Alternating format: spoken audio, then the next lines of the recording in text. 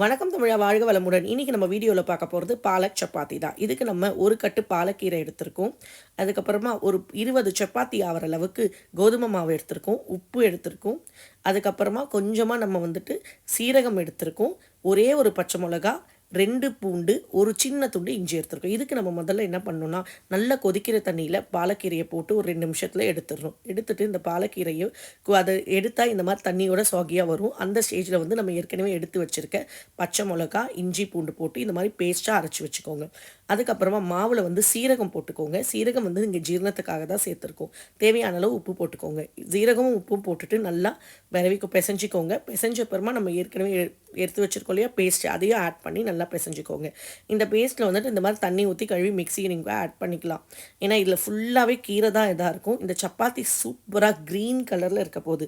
கீரையே சாப்பிட மாட்டுறாங்களா அவங்க வீட்டில் குழந்தைங்க? அப்போ இந்த மாதிரி ட்ரை பண்ணி பாருங்கள்.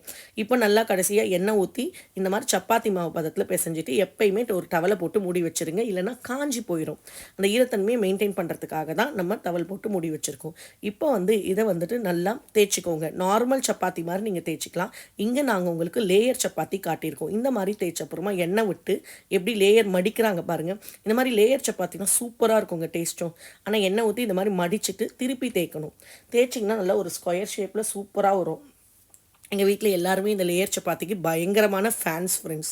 ஏன்னா நார்மல் சப்பாத்தி சாப்பிடும்போது நமக்கு இப்போ 4, 5 அப்படி சாப்பிட்றோன்னா, இந்த லேயர் சப்பாத்தி 2 இல்லை 3 சாப்பிட்டாலே ஃபுல்லாயிரும். பாருங்கள் எப்படி எல்லாத்தையும் ரெடி பண்ணி வச்சுட்டாங்க.